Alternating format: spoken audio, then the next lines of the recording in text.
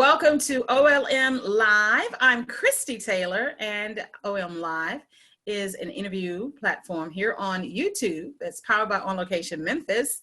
And I am super excited that we are launching our first OLM Live interview with a Memphis native, DeShuna Spencer. Welcome to OLM Live. Thanks for having me. Now, of course, we are in the midst of, the transition of the new normal. And of course, going virtual is now vogue. And I'm super excited that we're able to connect with you. And as I said earlier, that you are a native of Memphian, but you're currently residing in the fair city of DC. my birth city, which I am super excited about.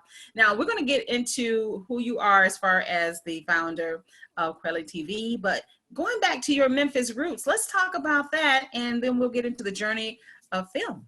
Okay. Yeah, so born and raised in Memphis. I actually grew up in Whitehaven. I graduated from Whitehaven High School. I'm not going to tell you what year. Here, carry one, calculate my age. I'm joking. But graduated from Whitehaven High School, and when I was growing up, I always wanted to be a writer. I wrote a lot. I would write short stories. I was an avid newspaper reader. Most kids don't be into news like that, but I was really into it. I watched 2020 and 60 Minutes and even Meet the Press before church.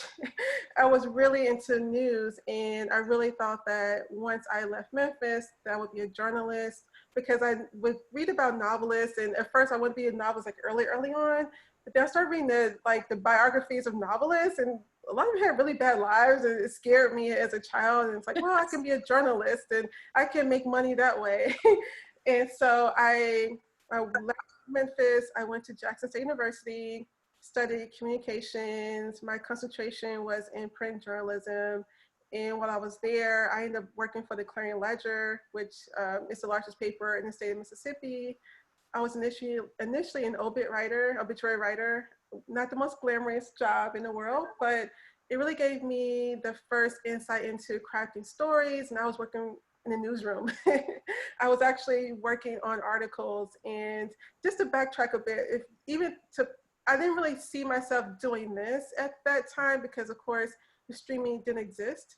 When I was growing up, there was Blockbuster. I actually worked at Blockbuster in high school, and I worked at Blockbuster in college. I was a manager. I actually became a manager at the Blockbuster while in college, and I love movies. I just love storytelling, but I just didn't see the connection at that time that would be my path in the future. I really saw more news being that path, because I love asking questions. I'm a bit nosy. My husband always tells me when he gets off the phone with someone, I'm asking me all these questions. I'm like, I didn't ask those questions. Like, why are you asking all these questions?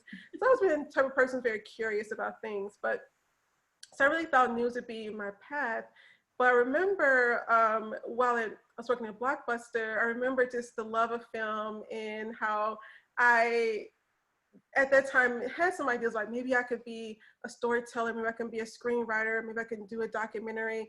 Because even if you do enjoy news, documentary filmmaking is essentially news, but just stretched out 30 minutes, 60 minutes, and more investigative. And you can really, dive down and follow someone for 7 years if you wanted to, and really have a really great package that's a documentary. And so those were some things I was thinking about early on.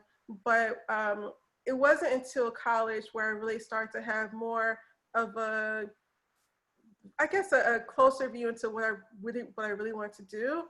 When I worked for Daily News, I knew that it wasn't the path for me as a person I'm a very empathetic person.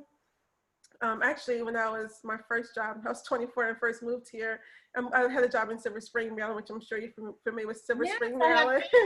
I have family there. Oh, okay, yeah, my first job was there, and they gave me a test, kind of like a test about your personality, and I was going to be a communications manager. I got the job, but when they gave me the test, the person who would be over me, she was like, we weren't sure if we were going to hire you or not, because your empathy was to the roof. You had the highest empathy they had ever seen. Like, literally, the people who took the test contacted my future employer and said, her empathy is the highest we've ever seen on record of anyone who's taken this test. And yeah, so they were like, we weren't sure if she would be a really great manager because managers can't have empathy or this high of empathy. But they hired me anyway. And I actually think it's important to have empathy, just a side note. But because of my empathy, working for daily news, it was very, very hard for me. The obits weren't hard because typically people were like 80 and 90 and they lived a good life. But when I became like a cop reporter or doing like general assignment stories, for the most part, I was going out and interviewing moms whose kids were shot. I mean, that was pretty much my job, and I hated it. And when I graduated, I was like, well, I'll give journalism daily news one more chance. And I ended up interning in Oakland, California, working for the Oakland Tribune. And I was a cop reporter again, not on purpose, but I lived with 6 women. There were 7 of us. Roommates, housemates? Yeah, it's Oakland, so super expensive. There were 7 of us living in a 3-bedroom apartment in Oakland. And I did the California, so I'm very much, they've been communal living for a long time. 7 women in one little apartment, it wasn't fun. So I would get to work really early, and I was still sort of on Central Time because I was coming from Memphis at the time. So I would wake up really early anyway. I would get up at 5 a.m. because that was like my brain would wake up at that time. So I would get to work like around 6:30 a.m., 7 a.m. Most of my other students were like still sleeping. They're college students. They're getting up when they can and heading to the office a little bit late. They wouldn't get there. It's like 10 o'clock. I would get there like 6:37, and he would always give me these stories. Sometimes really good stories, but a lot of times, really sad stories. But they saw me as, oh, she's ambitious, she's in early. No, I just don't want to be around my roommates. Like, I just want to leave the house. And then since I would work early, I would get home early, and I would be home by myself for like 2 hours, and I would just listen to music or watch a movie. So that was like my way of my little own mental escape, but it gave me the opportunity to get some really good stories. But because of my ambition, they would give me a lot of these cop stories and because they said, oh, you're really good at interviewing people, you're really good at, talking to moms, easing them, if their child was shot. And I'll never forget this one instance. It was a drive-by shooting in California, Oakland. And my editor was like, oh, DeShuna, another drive-by, a male and female both died. We need to talk to the family. And so he gave me the number, and I was like, hi, I'm DeShuna. I went to Oakland Tribune. I'm sorry for your loss. And the mom's like, sorry for your loss. Sorry for your loss. We just left the hospital. They said she was still alive when we left the hospital. You tell me she died on her way home? Oh my goodness, no. Yeah, and I was like, ma'am, I'm sorry. Let me double check with my editor. Let me double check. Lo and behold, the editor makes a bunch of comments. Like, wait a minute, is she alive or not? She was alive. She was on life support, but she was still alive. And he was like, well, we still need to get the story because, her boyfriend did die, So I had to call back, and she put her brother on the phone because she refused to talk to me because why would she, right? Because she's like, you're always the first ones to know, but her brother gave me information. They were headed back to the hospital when I called, and yes, I got my story, but I was like, I don't want to do this. I don't, a lot of times even if you watch the news now, especially with COVID-19, everything tends to be on the negative side where it's very depressing, and if it bleeds, it leads. And so, there's a lot of anxiety about the coronavirus and just so much anxiety and there's uncertainty. There should be some anxiety, right? But I just knew that I didn't want that to be my job. I didn't want to cause people discomfort, especially because my empathy is so high. Right. And so my initial idea was to start an online magazine that talked about social justice issues affecting Black people, but really gave people, our customers, tools to take action, which I started when I moved to DC. So I moved here when I was 24 years old. I ended up working for a trade association as a communications manager in Silver Spring, and I was in charge of an entire communications department. Like, I had an assistant, I was in charge of a magazine, I was in charge of social media, I had a budget, I had freelance writers I was in charge of at 24. I was freaked out. Yeah, you was a boss, for real. A boss lady for real. Yeah, I was like, thank you for this responsibility. And I hear some kids now 24, and I'm like, they can barely, you know, I'm like, girl, please. Now it's 24, I'll be at work till 1 o'clock in the morning trying to get this magazine at the door, and y'all can't send a social media post, like what's going on? So I hate to be that person, like these days, you know. But it was like, I wanted that job because I wanted to learn how to run like a company, and that was the closest I could get to doing that by running a department, because you have a budget and you have people that you're over, and you have to, basically I was doing a lot of work myself. So, you know, there was no one saying, hey, DeShuna, you know, So I really had to be self-motivated. And I think as an entrepreneur, that's something that's very important. Everyone doesn't have that skill. Most people need, some people need that person behind their back. Did you get this done? Is that, you know, you're an entrepreneur, you don't do your work, you don't make money. Like, so after a couple of years, I did start Empower Magazine, and it was going okay. And now you started that when you were in DC, so you transitioned out of that company. What led to you? I know you said you had high empathy, but what actually made you transition from working within an organization to your own? And would this be your first entrepreneurial venture? So this is the second, because Empower Magazine was my first venture. I started the magazine actually while I was still working there. I would work 9 to 5 in the office, actually 8 to 4, because I'm an early bird person, so I can get out of work early. And then, you know, make dinner for the husband, and around 7 o'clock, I would start working on kweliTV, Empower Magazine. And I would be sometimes 6 o'clock in the morning working, and then taking a quick shower and going directly to work. That transition happened. So when I talk to people about, you know, starting businesses, it wasn't like, oh, I'm just gonna step out on faith, you know, come this far by faith, you know, it wasn't like that. I'm just gonna walk on water because I'm just gonna, hopefully I'm gonna be able to walk and everything.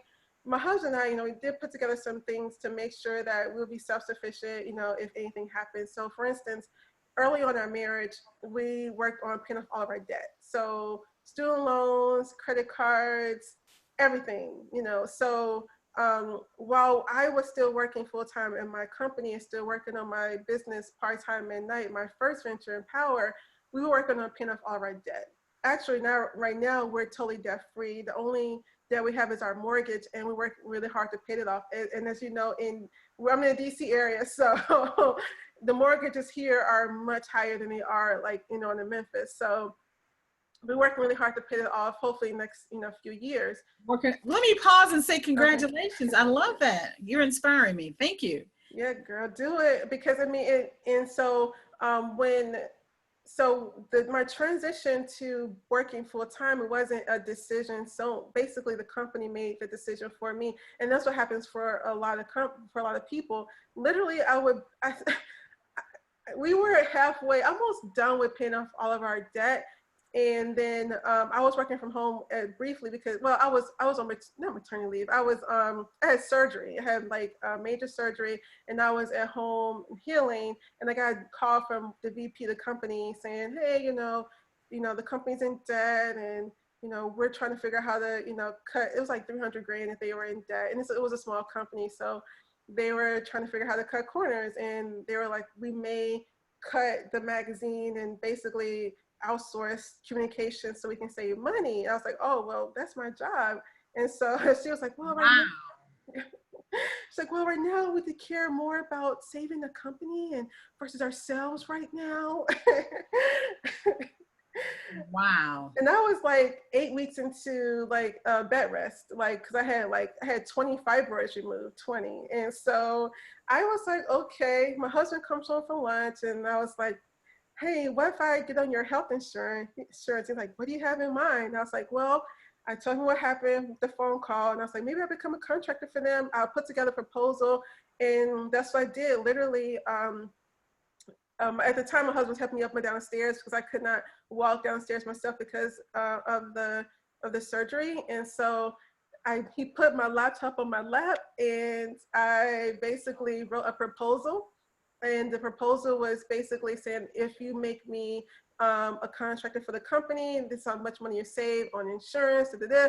I'll let my assistant go. We will cut the magazine down to this much and da, da, da. And it will save you, you know, maybe like $70,000. And I sent it like 1 o'clock in the morning. I went to bed, and then around 10 a.m. I got an email saying, "This works, let's talk about it." Wow. And yeah. How old were you at this time? How old was I? Mhm. I don't know, maybe 28 or something, 29, you know, something like close to 30, because we were just about, I think we had just moved into this house. So, so yeah, it just like that. And I was like, it's probably not gonna happen. I had such a hard time. I was the first Black manager at this job. So just think about some of the challenges I had as a Black person working here. I don't want to get into some of that stuff, but so I was surprised that they said, yeah, this sounds good. And so when I finished my second half of my bed rest, you know, basically recovering from my surgery, that was my last day there, and I haven't worked for anyone ever again. Like, that was the last time I worked in the office. Wow. So that's like 4 or 5 years ago. No, that was much. No, that wasn't much longer. No, Okay. like, no, I was 28. I'm not 28. Okay. Nowhere near. Nowhere near 28.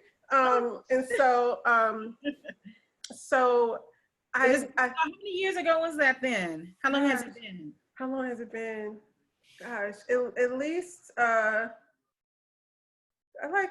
7 years, something like that. Like 7 years. So it's been a while, but so.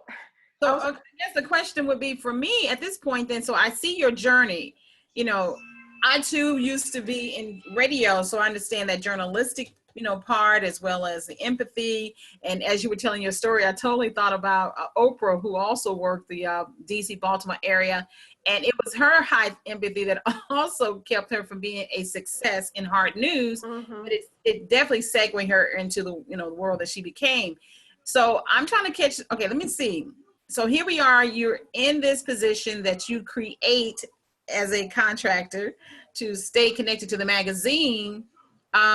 So let's talk about, as you moved into full-time entrepreneurship, what did that begin to look like? Now you talk about debt reduction, which is brilliant, and so smart, but what happens next? So I became a full-time contractor for them, and I worked from home, and basically I had set up an LLC for myself. And so I was doing contract work for them, and I was also doing video work. And when I was working there, like I took classes on videography. I took classes on documentary filmmaking that they paid for, because they wanted me to, I basically test the waters with them. And I started getting into video and really enjoying video.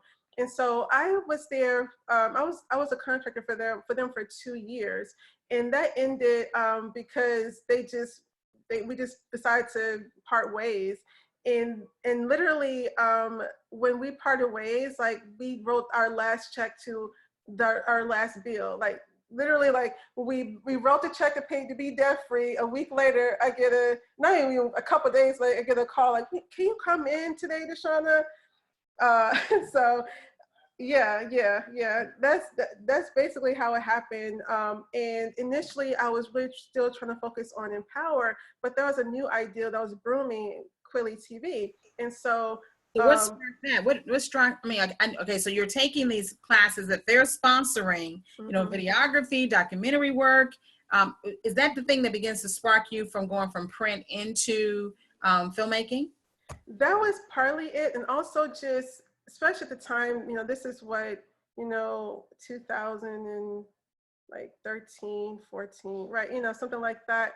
And so, you know, so you think about TV, it was very focused on, especially Black women, reality television, a lot of Black networks. I love my throwback 90s movies. Oh my God, like, I love them, but I want to see a little bit more than that. And I like history, I like Discovery Channel, but you'd be hard pressed even now to find any Black people, you know, talking about issues that affect them or Black history, even in February on the History Channel. Like, even if you even turn on History Channel on February, you don't see anything Black. I'm like, even today, can you, like, even this month?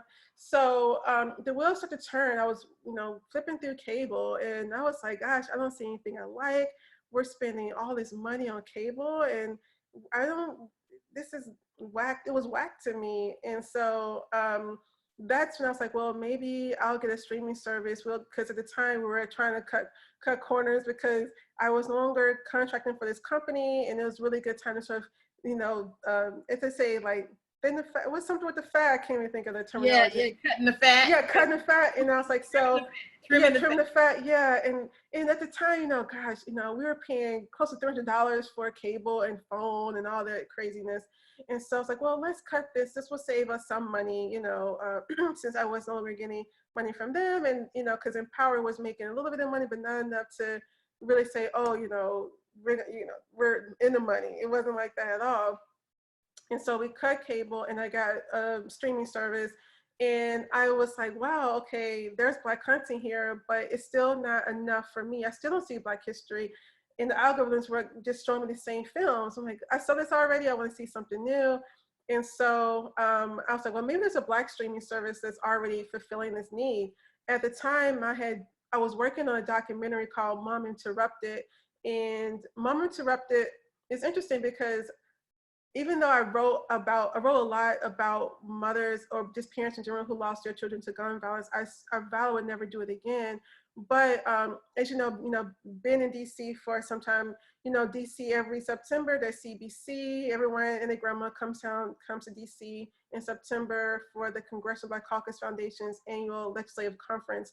And so I used to cover that event for my magazine. And I remember I was interviewing one woman, she was on the panel.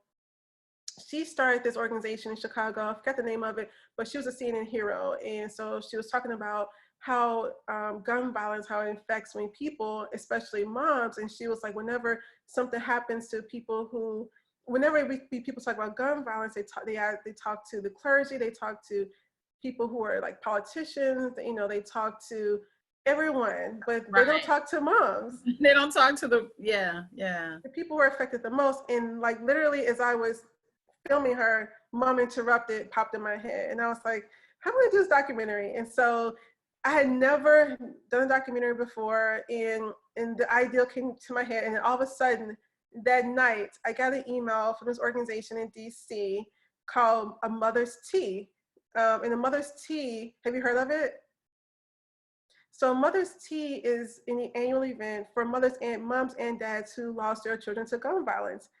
I had never received this email before my entire life, and I haven't received the email since. Like, it was at one time I got this email as if it was like some type of divine thing. And so I contacted them and said, I have this idea for a documentary. Can I come to your event? It was the day before my birthday. It was literally like a day before the event. I got this email, and they're like, yeah, come on, baby. We'll set a table up for you. And, grandma had a table set up for me at the event, and I ended up getting the names of about 30 women. They let me speak on stage, and I chose 7 of the 30 women for the documentary.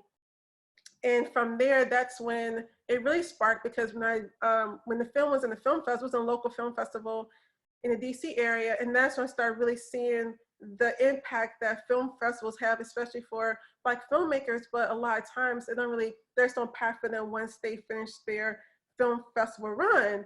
Netflix is really focused on creating programming. And if they do acquire films, they're really popular films. They were in Sundance, whatever. They're not really looking for the small, really great, but smaller productions. And so I was like, well, there's a need here. And I really want to change the narrative about what it means to be Black. And so I said, I'll do it. When I didn't see what I was looking for, I was like, I'll do this, which is insane, because I didn't have any experience in the filmmaking. Well, I did my one documentary, but I didn't have any real experience in the film industry. It wasn't like I studied film or I worked for a big studio. I really went in blindly, extremely blindly, naively. And that's sort of how it sparked from there. So, I mean, from the very fact that he's like, well, I have product, I know other films are in the same space. So what was the path to actually standing up kweliTV? What's the path to, you broke up a bit. I said, what path did you find yourself on to actually stand up your streaming service? So it was a long, hard path. Once I made the decision that this is something I was going to do, the first thing I was thinking, okay, I need money, because Empower magazine, was a really, you know, tricked out WordPress site. I knew HTML. I could easily update the site when I needed to, and other people could log in and update. It wasn't that hard. A streaming service isn't a WordPress site. You can't buy an $80 template on WordPress and create a streaming service, you know, and hire someone, give someone $500 to make it better. Like, it's much more detailed.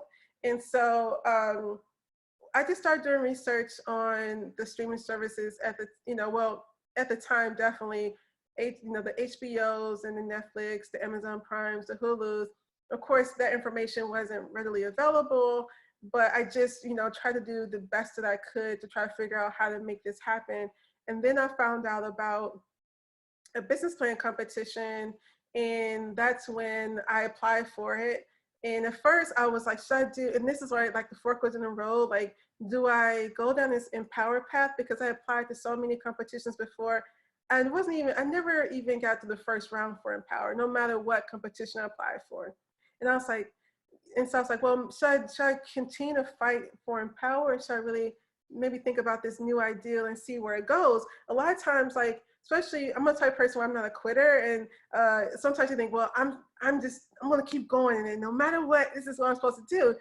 But sometimes it's not, and I wasn't sure, and I had to let myself be open to another ideal that could be better than the one I was working on tirelessly every night. And so I made a decision to focus on kweliTV. I bought the domain name, kweli.tv, kweliTV.com. Since I know WordPress, I put together a little site, you know, overnight. I applied for the competition, and I was a finalist. How did you come up with the name? So I wanted to be an African language, and I chose the Swahili language because most people know Swahili as an African language. Yoruba, you know, all the others, people don't, Zulu, people know Zulu, but people don't always know African languages, but most people know Swahili because of Kwanzaa, or just because, you know, even white people know like what Swahili is, right? Right. I chose a language that people knew about, and then I wanted Western world, in the Western world. Exactly, the Western world. And I also wanted a name that meant something. And so when I was thinking about what will kweliTV represent, you know, for me, and what I want people to know that this means, it means being authentic. It means showing the true culture, showing things that aren't demeaning or stereotypical, that, you know, that doesn't represent the culture, the people who I know on a daily basis, right? And so truth, Kweli means truth, and I wanted something catchy. I didn't want a very long, drawn out name. I wanted something very like kweliTV. And so after kind of touring with like 3 names, I just said, okay, I'm gonna go with kweliTV. I know Talib Kweli, you know, he has, you know, he's like this rapper, but I decided to go with that anyway. And And the rest is history, because history's still being made with the company. But that's how I came up with kweliTV. And the domain name was available, you know, and so that's kind of what happened. But I didn't win that competition. I was a finalist. There were 10 of us who were finalists, but only 5 people received $50,000, and I wasn't one of those people. Because I was a finalist, I could ask the judges why I was not selected, and the comments were they weren't sure about the future of streaming. Whoa! And that was just how many years ago? You know, this was like what, you know, 6-7 years ago.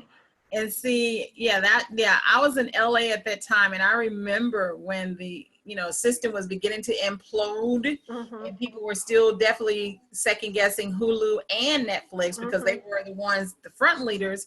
You know, they were like putting Netflix on the ropes, like, oh, that's over. You know, specifically when they started losing their licensing agreements with the major studios, like, where are you going to get this content from, and who's going to watch it if they're not a big name person in the, you know, carrying the movie? And so, that's interesting. Yeah. And so I was like, okay. And I was like, well, maybe this isn't for me, but I was a finalist. It had never happened before. And so I let the domain name, you know, like cancel. I let it pass. And I was like, maybe this isn't for me. And then and then I had some like family challenges. You know, people got sick, you know, people passed away, and I got sick, and I just, you know, I just put things on the back burner. And then a few years later, basically like a year and a half later, there's another competition, and then I become a finalist again. It's like, should I even do this? And I was like, go for it, you never know. And I was like, okay. And now it's like, again, this You resurrect, so you had to resurrect, go get the name again, everything like that. Yes, had to resurrect. Still available. I know, and it was funny because when I learned about this competition, the deadline was in like 2 days, 48 hours. They had this long application process. Oh my goodness, no. Then they had you had to do like a video pitch to the judges. And I was like, oh, wow, this is like, can I even do all this? So I literally 2 days straight, I spent time really, and I also at the crossroads, do I want to buy the domain name again? Did it do it for Kweli? Or do I say, maybe that wasn't for me because I didn't win the first time, just going to continue working on Empower. But I said, you know what, I'm going to try again. This is a gamble. Life is about taking chances.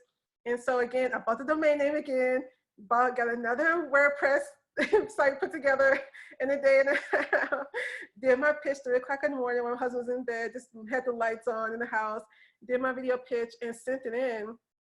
And because I sent it in, I was so tired, I forgot to, I guess somehow I forgot to put my email address on the application. So I get a message from one of the judges via Twitter. It's like, we've been trying to reach you. You're a finalist for this competition. Oh my goodness.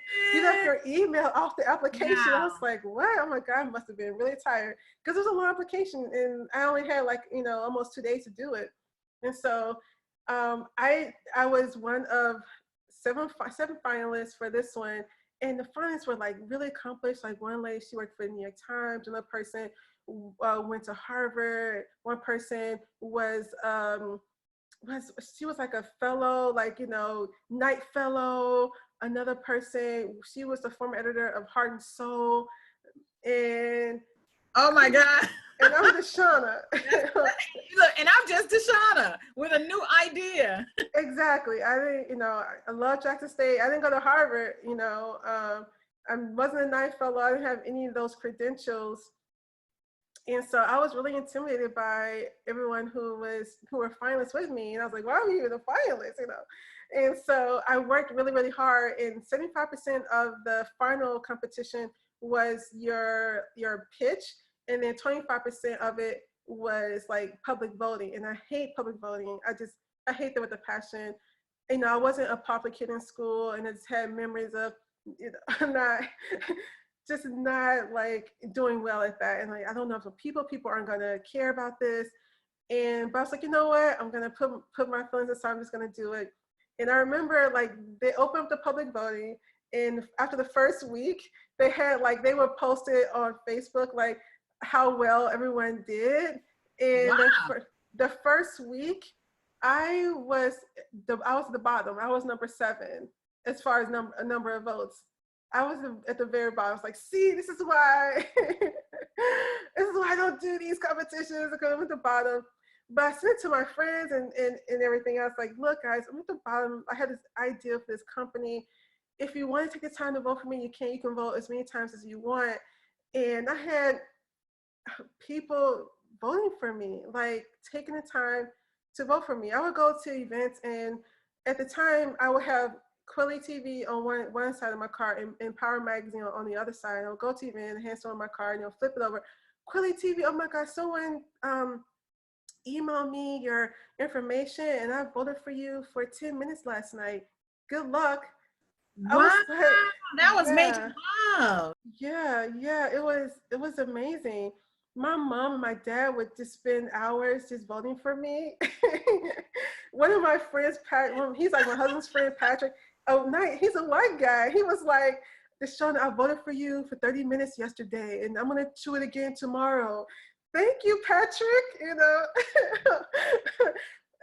People were voting for me, and so I love it. We had a deadline where people could start voting, and I'll never forget. They let us see the votes and stuff, and it was between me and one of the company, number one, and I was number two, most of the time. And literally I would refresh the page, number 2, but barely, almost number 1.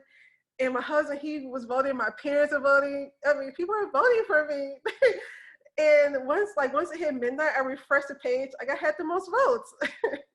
Wow, that is Yeah. amazing. Now you're popular. Like, I thought people are voting. Yeah, it was something I never experienced before, but it was still only 20, it was 25%. So I still had to do the pitch, right? And so I, I really worked hard on my pitch, and a week later they told us, okay, 2 p.m.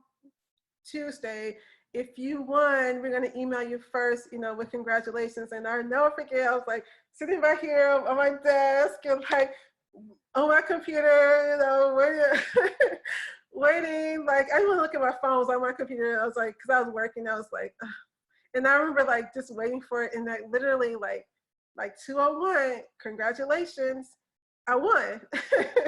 Wow, congratulations. Yeah, yeah. Well, of course, well, we know you launched, so Yeah. congratulations that you won. Now, what type of grant support did they provide? So it was $20,000. It was through an organization called Unity Journalists. I'm sure are you familiar with Unity as a journalist? You may be familiar.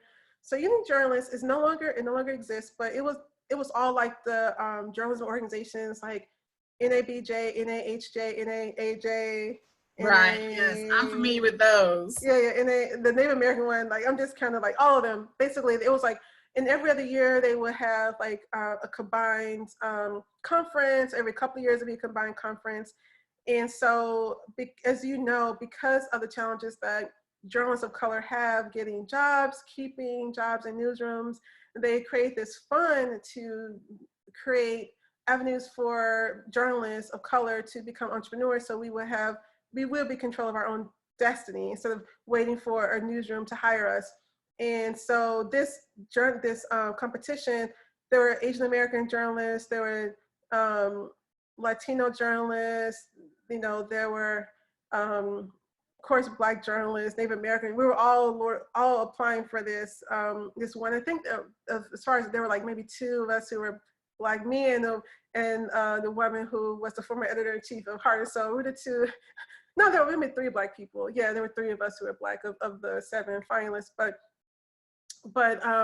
yeah, so Unity doesn't exist anymore. And what did they say was the reason that you were selected? Of course, 25% was your popularity vote, but the 75% was your pitch. What did they find? Because a couple years earlier, it was the viability of streaming. So what changed in that time? I think it was, they saw, the tide coming, number one. One of the people who I'm really, we're good friends with, he was like, yeah, I wasn't sure about it either, but you were very convincing. They had these parameters on how to pitch. And honestly, it was my pitch. So I would go online, I would go on YouTube, and I would look at pitches, and the pitches that did really, really well, and the type of format that goes into doing the pitch. They also gave us training too. They didn't just say, okay, now you have to pitch. We actually, they gave us some tools over like maybe 3 or 4 days. We had to go to a conference. They would put us in a room, and they would give us tools on how to how to pitch better, and our decks and things like that. Things I never had to worry about as with Empower, but now I had to put together this pitch deck and all these things, this whole new tech world that I wasn't familiar with. And so they gave us tools, and then I went online, and we only had 3 minutes to do our pitch. And so I went online, I on YouTube, 3-minute pitches, successful ones, and I basically followed it to the T. And I think that's how I won. I mean, to be quite honest, I won about 6 pitch competitions in the last couple of years. Every time I'm on stage and I pitch, I've won. I've never lost one like on stage, like where I'm a finalist in like 10 of us and we're vying for money. I've won every single one of them. But I work really hard to pitch. Thank you. But it's because I'm also like, kind of like anal about things. I think most entrepreneurs are, where we're very anal. And I'm a perfectionist to my detriment sometimes. I would practice over and over again. And so, yeah, I really think it was because of that. Now I have so many challenges launching it, even with the 20 grand. It's only $20,000. It's not like it was $1 million, like a Netflix, and I could, go to the big studios. I mean, it's been, a roller coaster ride.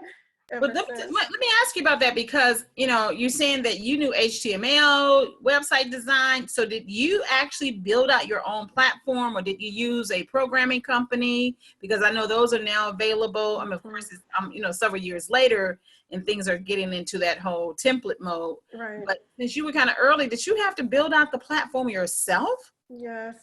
Yes, child. Yes. Oh my God, I bow down to you, queen programmer. That is No, I didn't crazy. build it myself. I mean, I hired someone. I didn't build it myself, but we built it Okay, ourselves. No, the okay. $20,000 was I cannot build a site. Like I can do. I'm a mean like HTML person, like very very basic code. Okay. But and I say build it myself as in I hired someone Meaning to build it from you scratch. hired, right? Yeah, Okay, which yeah, was but you had to, still right, as opposed to using a company that just stands it up for you. You had to work yeah with yeah. a programming team.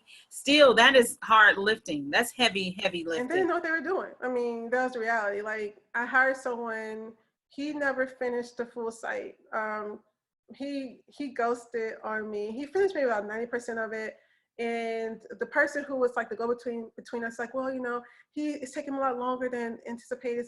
It's a lot bigger job than we anticipated. Can you give him the rest of his money? I was like, well, if I give him the rest of because we were doing it in 3 installments, and the last installment was when he finished.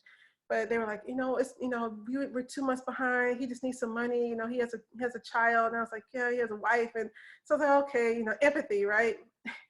To my detriment kicked in, and I gave him the rest of the money. He only after that I only heard from him for like a week after that. He never finished the site.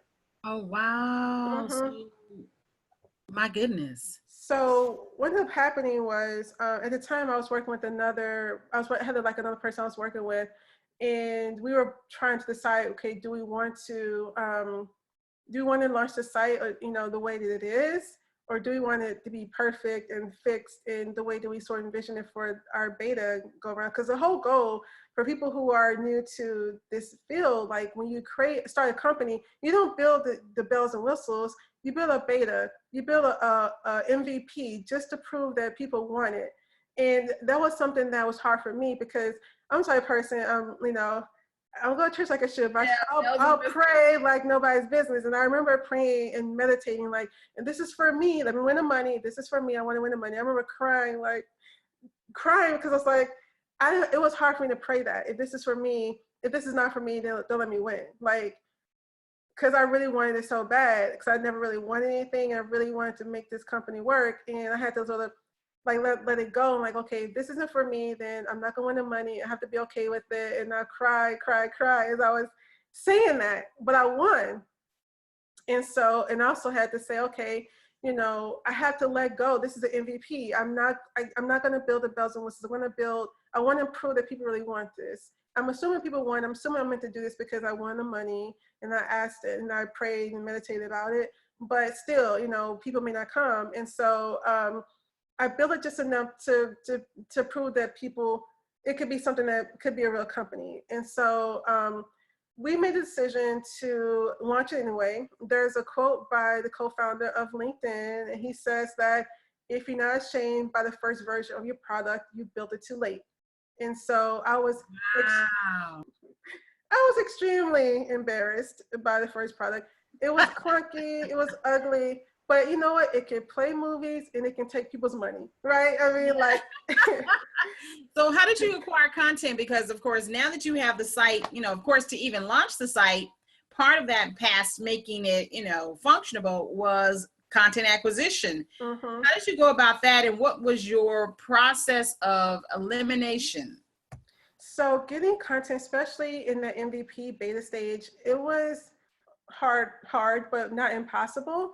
When I was a finalist, I remember I had my little beta, I had my little like WordPress site, like this is what we want to build.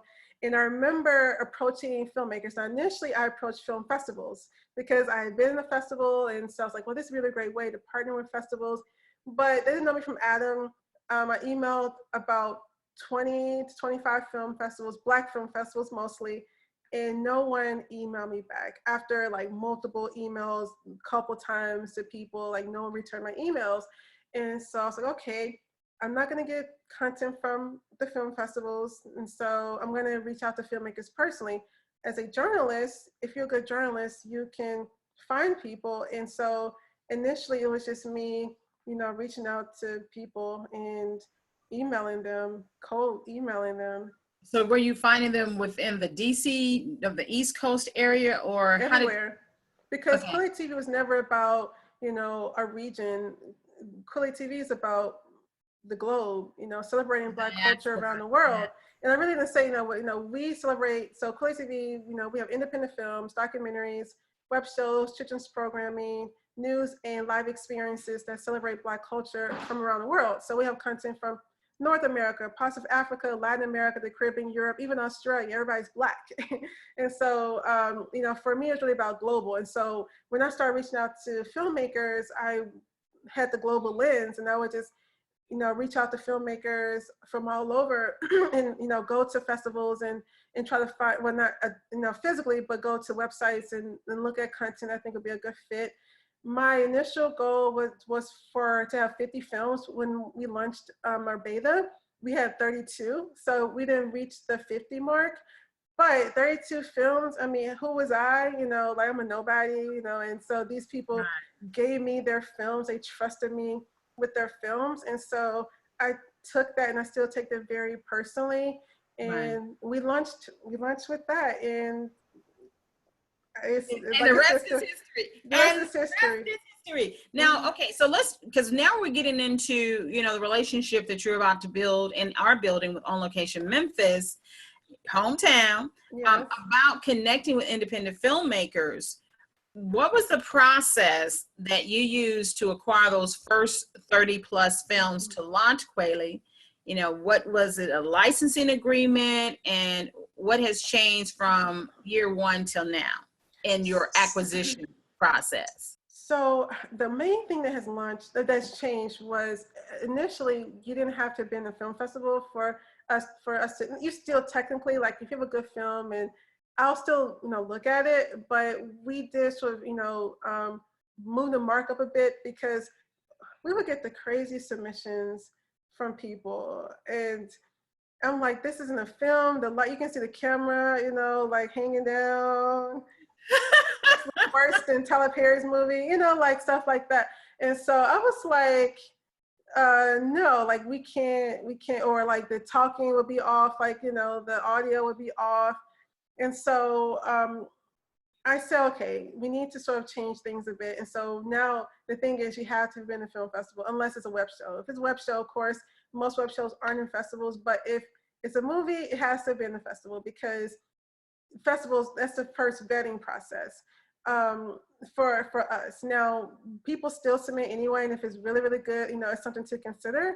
But most serious filmmakers will at least, I'm not saying it has to be Tribeca or Sundance or ABFF. It could be the Memphis, film. It could be the Gary, Indiana Film Festival. It could be the Nashville, film festival. The regional film festivals that they put together really great programming for their community.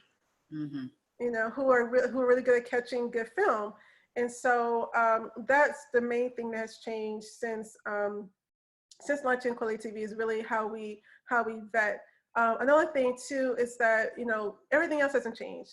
We look at content, we want to make sure that the basics are there. As I mentioned, the lighting, the audio. Has it been a film festival? We also look at the type of content. I don't want to promote anything that's demeaning or stereotypical. I want it to be authentic. I don't want it to be fake. I don't want it to be everything hunky-dory, because we know that our community is complex. We know that there are challenges facing our community, but at the same time, I don't want to glorify a particular lifestyle or anything like that. So for instance, if I get a film and in the first, the first scene, someone shooting dice, and and they're shooting, and someone gets murdered, and I'm like, okay, so is this a redemption story? Someone there, they had this lifestyle, and then they went to college and they became a doctor, or a nurse, whatever. But if it's just a story about people getting shot up in gang life, it's just not the type of story that I want to promote on kweliTV. And so those films typically don't make the cut. Anything that's like, I would call urban type of, the urban genre, that's not really our focus. Interestingly enough, when I started the company and I was talking to potential investors, they were sort of pushing me on that ideal of not having that urban, and there's something wrong with people. There's something wrong with that. I'm not saying I'm not anti, it's just not my cup of tea, right? And urban I always, as a writer myself, I think that we've limited the concept of what urban is to just, as me and my brother said, the underbelly, when urban in its truest definition is cosmopolitan, but we've reduced even the word and the connotation to just, you know, the street gritty life, when urban is urban, rural, suburban, you know, cosmopolitan, New York, DC, you know, a city, you know, city life. But yeah, I totally get that, you know. It's sad to say there was such a long period of those type of films that it was like, we're over it. Can we have the other complexities of human experiences that we have, even if we are from urban environments? That is not just murder, death, kill. It is not just murder, death, kill. It's not just murder, death, kill. It's not just, you know, I'm a professional woman and I'm lonely and I don't have a man and I need a man in my life and I need to stop working so hard and then I'm finally get my man in my dreams. You know, I'm sort of tired of that narrative too. You know? Yeah, it's a lot of as filmmakers and as writers, and particularly since you're a documentarian as well, it's like there's so many layers to life and living and loving that, you know, we want to explore as storytellers. So when we get filmmakers who are just who have boxed themselves in, and I guess if we can even say from this conversation, when you have platforms that are giving you the opportunity to color outside the lines or find new shades and hues, take it as a storyteller. Don't feel compelled to just paint by the numbers or write by, you know, the numbers, because you're trying to quote unquote fit the typical traditional boxes that previously existed, because news alert, those boxes have imploded. And now you have opportunities to tell your more deeper, more complex stories. And with networks like yours, you have those platforms and those distributions. I love that. I love, you know, my palette is small, intimate films and blockbusters. So I can go the gamut.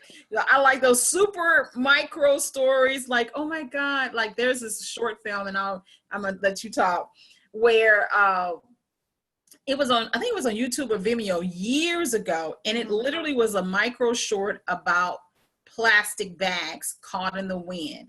And it was basically someone, and it was beautifully, you know, scored.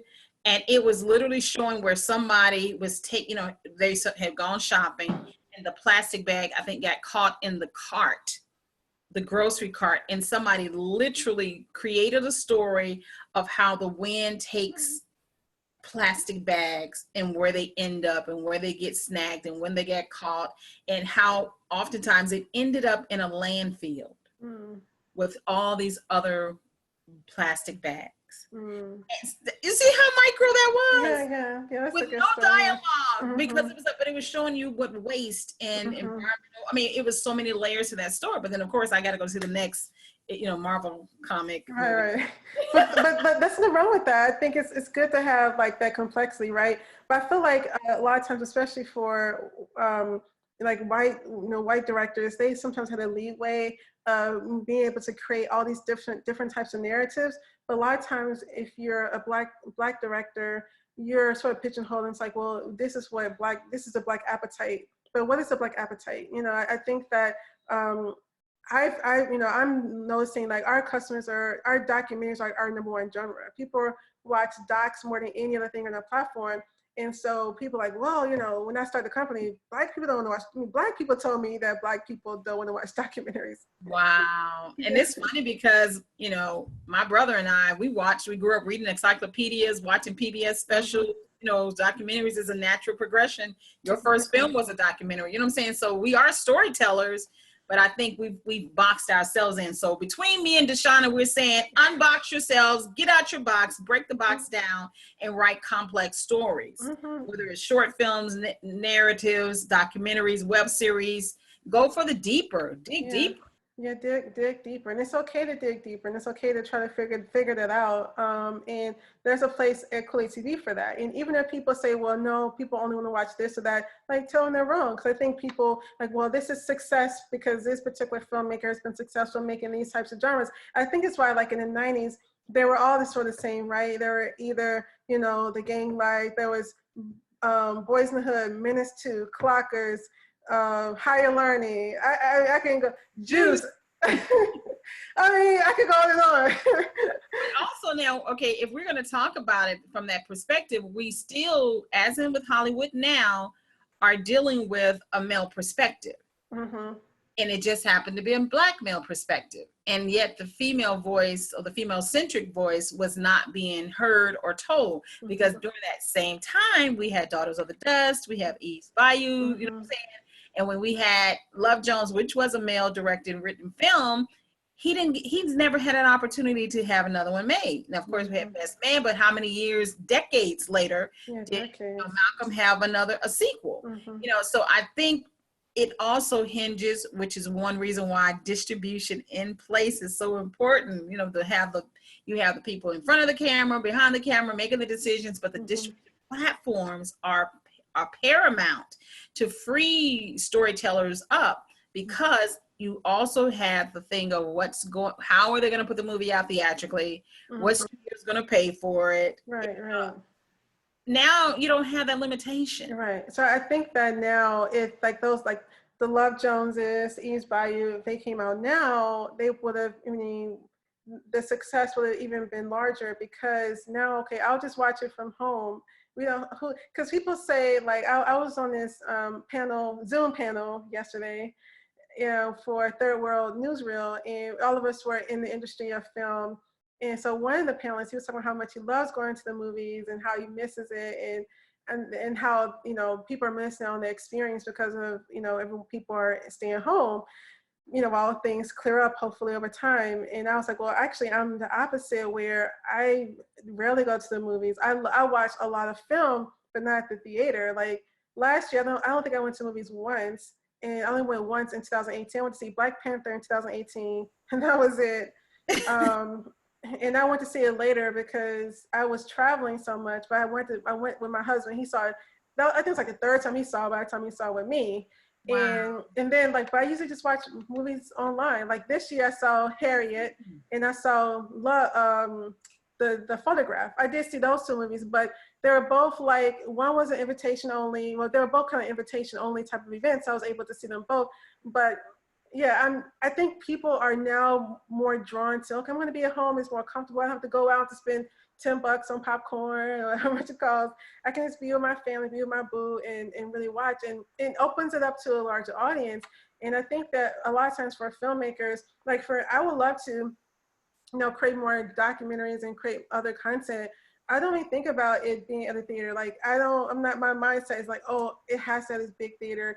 Cause I don't really care about that. I think as long as people are watching it and seeing it, whether it's a theater or whether it's in their home, it's still just impactful. And I think now more than ever, we're going to see that over time change. I think people's perspectives about what is a successful film will change, especially because of what's happening right now. Wow, those are some really great points when it really comes to the new normal, when it comes to filmmaking. And just like the conversation that you all were having, I've been reading some industry news, like, you know, what will that look like when as the country begins to reopen? Where does entertainment lie within that? What phase will that, you know, fall into? And where are people who are still fearful? Because, you know, technically, when you have something of a pandemic, it's really a 24 to 36 month reality. Mm-hmm. But for some who are trying to force a new normal, but as filmmakers, like the production processes, the theater going, and now that we have going virtual is the norm. Mm-hmm. A lot of virtual private screenings have been happening.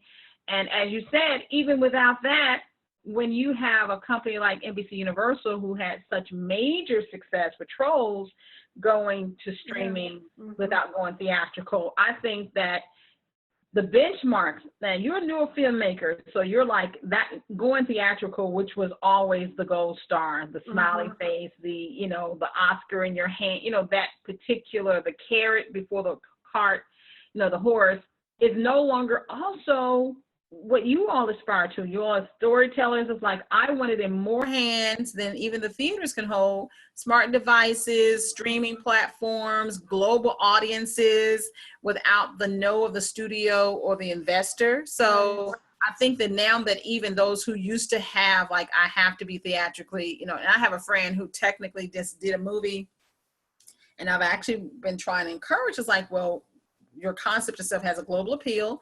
You should seriously consider streaming. But they're like, well, I got to go theatrical first. And I may just sit on the whole film until I'm like, wow. Oh, you know, but I tend to try to stay around younger people and keep a fresher mind. Mm-hmm. You know, I understand how we were conditioned, you know, of what the measures of success were. So I really appreciate you even segueing that. It's like, as a filmmaker today, you know, as you look at the various options, you know, multi-platform distribution, you know, is the norm. And based upon the story, I can sit at home, I can sit on my phone, I can see it, you know, anywhere where I'm globe trotting without like having to be in a theater seat. Now, I'm a theater goer. I love, sad to say, I do like the $10 popcorn and the Twizzlers, because oftentimes that's my cheat opportunity. I want the surround sound, but I'm that person who fantasizes that this big theater is my own. So I'm at the top, right on the movie projector. So then that's me living with 10 people in a 200 or 500 seater, you know? So that's my psychology on that. But I really appreciate you segueing and bringing that point up. Now, with that being said, I'm trying to, you know, because I love theater, and that is a big debate that's about to be waging. But as a person who owns a streaming company, beyond your preference, what is the conversation you all are having about profitability for not just yourselves, but for filmmakers? Because for some people, it is a business decision on how many people can watch my movie and how much money can I make theatrically, DVD, licensing to television, and streaming. So let's get to the money of streaming.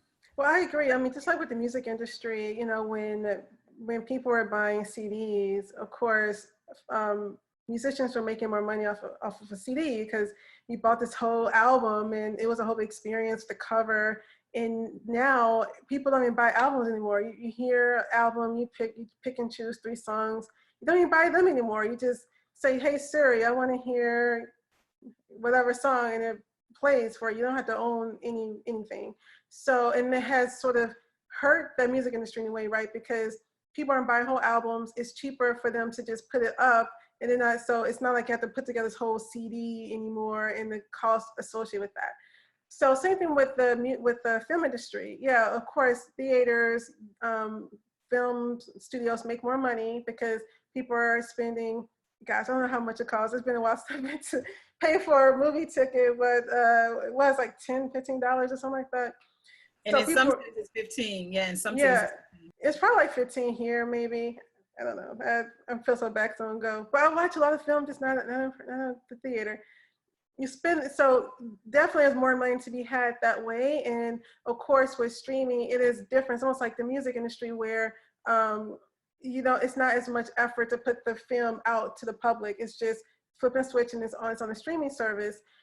So yeah, definitely that is that is an issue. And so I'm not anti, you know, theatrical. I'm not anti that.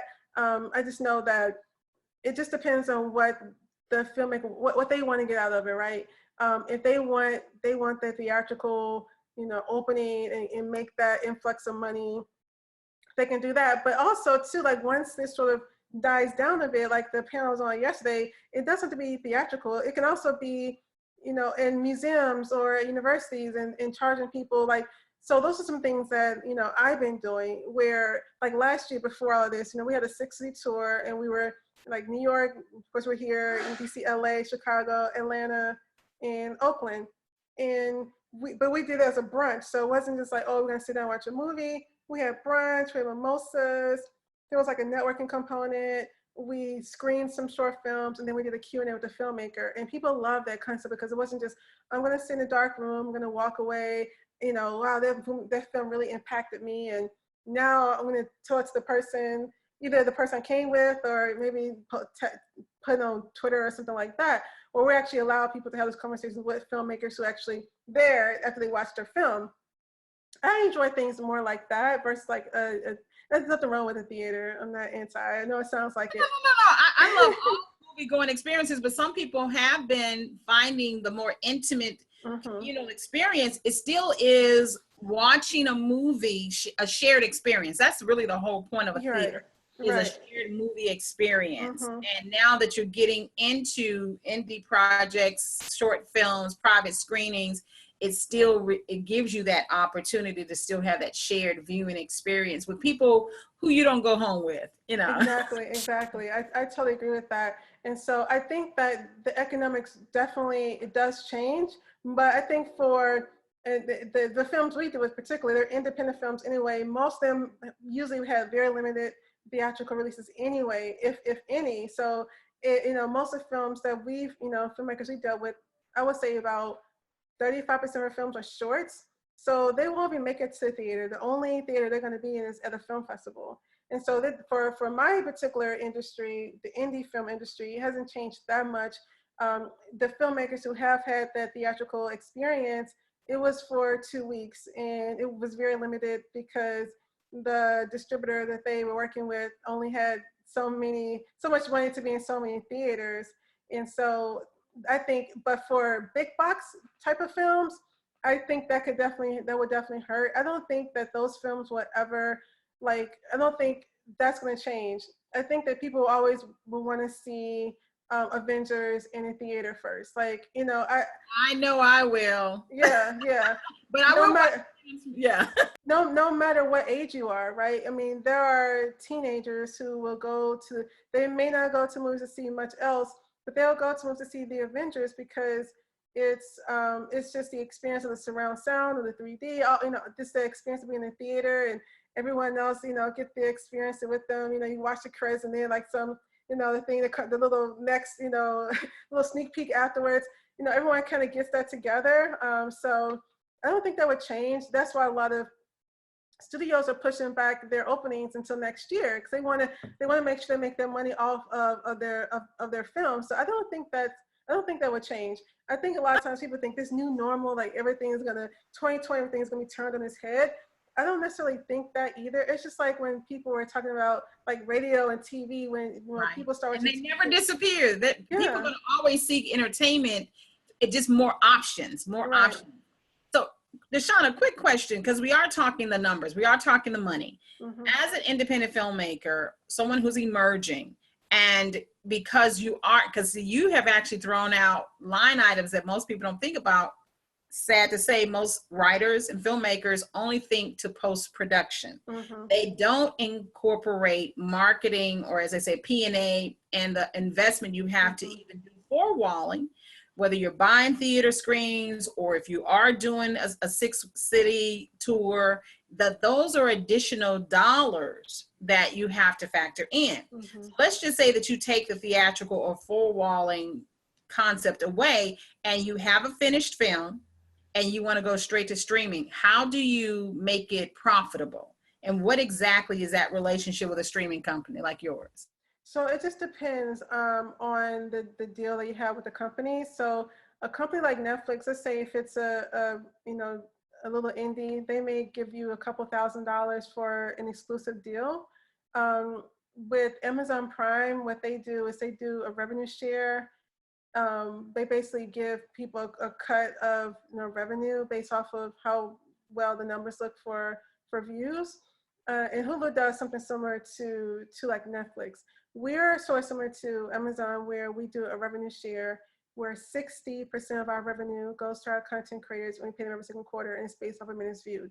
And so when I talk to filmmakers, usually I tell filmmakers to try, I believe that they have the power in their own hands to be able to work out those deals for a smaller, if they want to be with Netflix, yeah, they definitely want to work with a distributor, but I would always tell them to make sure it's like a non-exclusive type of deal with some of these distributors, because I've had conversations with some, not all, I mean, I have relationships with distributors that are awesome, the good ones, right? But then there are some that they never hear from this distributor, the film may be like on Netflix, but they haven't received a report. They don't know how well it's doing. They haven't received any royalties. They're not sure what's happening with it, and they just moved on to the next film, right?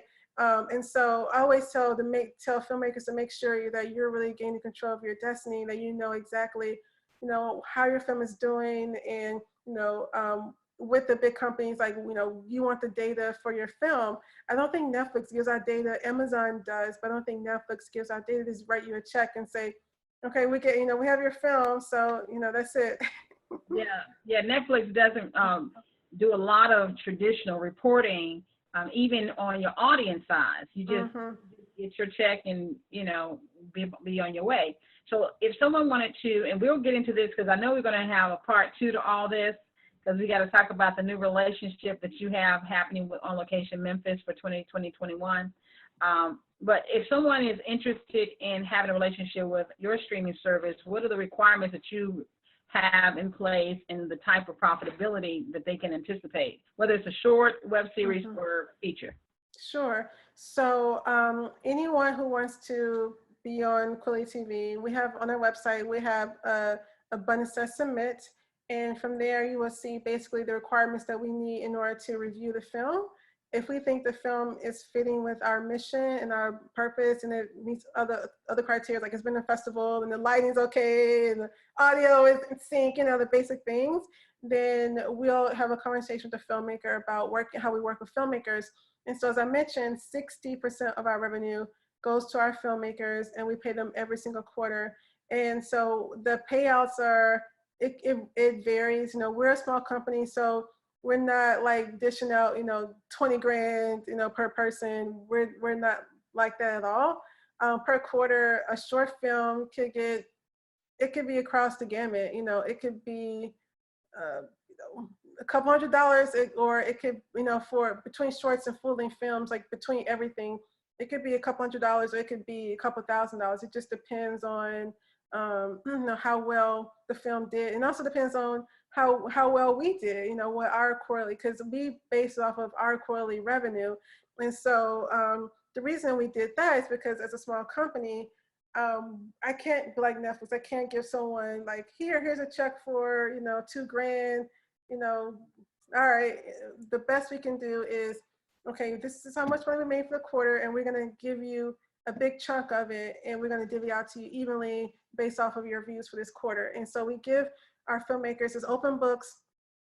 We have a spreadsheet. We basically, on our platform, we're able to extract the minutes viewed for the quarter for every video on our platform. So we literally, do a CSV file, download it, literally copy the minutes numbers from the CSV file to our Google Doc, and then it calculates what each individual film made for that quarter, and it shows what the total minutes are for the quarter, and then it shows 6% of the total 6% revenue at the bottom. And we send a Google Doc out to all of our filmmakers. Everyone seems to have how everyone's done. There's no secrecy. They see how well we've done, good or bad, financially. Because I want people to know we're a small company, and we want to show you that we're not like pulling the wool over your face. Because a lot of times I've had conversations with some filmmakers, especially early in the day when there were other companies trying to do so many things, where they would get their film, they would never hear from them ever again. They never received any money. They don't know how well their film was doing. And as I mentioned earlier, I really take it very seriously. If someone gives me their film, I take it personally, and I want to treat them well. I don't want to take their content and then not, and not pay them, or at least not keep them up to date with what's happening. So that's something that's very important to me. So it can definitely range as far as, how well films make. Of course, shorts are going to make less than a full-length film because they're smaller. And so it just depends. Okay, now this is good information for those who are watching this, just to even know, what your expectations should be, and hopefully it'll help you budget properly for your own, publicity and marketing, to push through your social media ads, to whatever your marketing strategies are, to let people know that your project is even on a streaming platform, to increase those views, to increase that money. Now, bringing the interview to a close, I want to kind of end on this note, because I know we're going to be chatting again in the near future. But I do know that you're from Memphis, but I know that was not the reason you made this relationship. But On Location Memphis is a longstanding film company or film festival that has been here and has been making moves through Angela Green to start creating opportunities for music creators and film and content creators to monetize their work. The musicians are utilizing the Memphis Music Bank, which she launched last September. And this year, 2020, the goal was to launch the OLM film market, which was going to be this fall, but we're moving into 2021. So she reached out to you and wanted to recreate that relationship. Why did you find it important to assist OLM film market in its launch? I just want to know, what was the personal and the business thought behind your decision to give a thumbs up to the partnership? So I think it's important to partner, especially with new film markets in particular. So last year I was in Jamaica and they're working to build their film market too. And so we had some conversations on how they can work with us, and we were able to get some films from that particular event. Being from Memphis, of course, it's a special place in my heart, number one.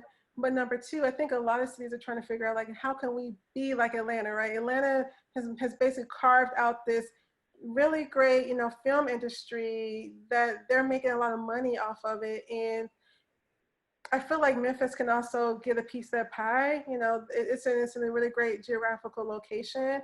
And I really wanted to be a part of that, for the cities really looking to create a film market for their local talent, especially because you think about a major city, Memphis is like, you think any close major city like Nashville and Jackson, Mississippi, they're pretty far apart. So there's a huge opportunity for northern Mississippi, western Arkansas, and of course, western Tennessee, those people who are really interested in film to have a space where they can learn.